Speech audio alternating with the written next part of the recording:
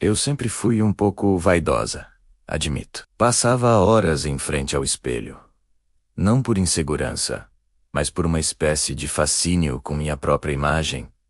Era um ritual. Então, quando encontrei aquele espelho vitoriano no antiquário poeirento, senti que ele me chamava. A moldura era uma obra de arte maciça, de madeira escura, entalhada com figuras grotescas. Anjos e demônios contorcidos numa batalha eterna. O vidro era grosso frio ao toque e tinha pequenas imperfeições que contavam histórias de um século passado. Instalei-o na parede principal do meu banheiro, substituindo o espelho sem graça, que veio com o apartamento. Ele transformou o espaço. De repente, meu banheiro parecia um santuário, um lugar de segredos. Minha rotina matinal ganhou um novo encanto. Escovar os dentes, passar maquiagem, arrumar o cabelo. Tudo parecia mais significativo diante daquele portal para o passado. Eu me encarava por longos minutos, admirando como a luz batia no meu rosto, como as pequenas linhas de expressão se formavam ao redor dos meus olhos quando eu sorria. Mas foi durante um desses rituais que notei a primeira estranheza. Foi algo minúsculo, quase imperceptível. Eu pisquei, mas por uma fração de segundo, a mulher no espelho não piscou comigo. Ela me encarou, com os olhos bem abertos, antes de finalmente fechar as pálpebras.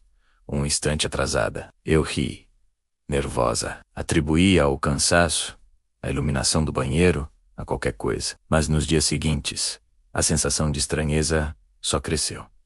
Comecei a observar de propósito. Eu sorria, e meu reflexo sorria de volta. Mas quando eu desfazia o sorriso, a expressão dela demorava um segundo a mais para se apagar. Era como assistir a uma transmissão de vídeo com um pequeno atraso. Uma desconexão sutil, mas profundamente perturbadora. Os detalhes na moldura de madeira também pareciam mudar. As figuras grotescas entalhadas, que antes pareciam estar em combate, agora pareciam sussurrar umas para as outras. As expressões de dor pareciam se transformar em sorrisos maliciosos quando eu não estava olhando diretamente para elas. O medo começou a se infiltrar na minha rotina. Eu passei a evitar o contato visual com meu próprio reflexo. Escovava os dentes olhando para a pia.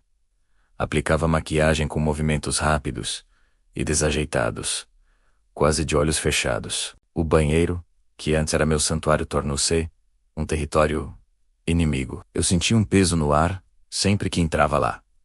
Às vezes, pelo canto do olho, eu tinha a impressão de ver o reflexo se mover de forma independente. Um pequeno ajuste no cabelo que eu não fiz, uma inclinação de cabeça sutil. Eu tentava me convencer de que era minha imaginação, que o estresse estava me afetando. Afinal, quem acreditaria em mim? A mulher cujo reflexo tem vida própria. Uma noite, a tensão atingiu um ponto insuportável. Eu tinha acabado de tomar um banho rápido, evitando olhar para o espelho embaçado. Saí do banheiro, fechei a porta e fui para a cozinha preparar um chá, tentando acalmar meus nervos. Foi quando eu ouvi um som vindo do banheiro. O som rítmico e familiar de cerdas contra os dentes. O som de alguém escovando os dentes.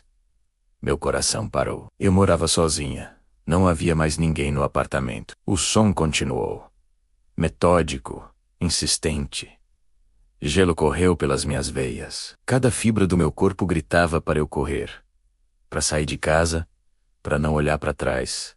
Mas eu não consegui. Uma força terrível, uma curiosidade doentia, me puxou de volta para aquela porta. Com as mãos trêmulas, eu girei a maçaneta e empurrei a porta lentamente. O som parou no instante em que a porta se abriu. O banheiro estava vazio. O vapor do chuveiro ainda pairava no ar, começando a se dissipar.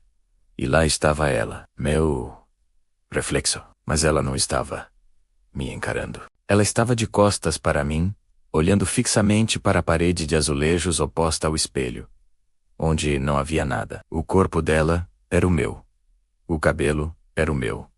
As roupas eram as minhas. Mas a postura era rígida, antinatural. O silêncio no cômodo era ensurdecedor. Eu fiquei paralisada na porta, sem conseguir respirar, sem conseguir falar. Então, lentamente, de forma agonizante, A cabeça do reflexo começou a virar. Não o corpo, apenas a cabeça. Ela girou em um ângulo impossível, o pescoço se torcendo de uma maneira que quebraria qualquer osso humano.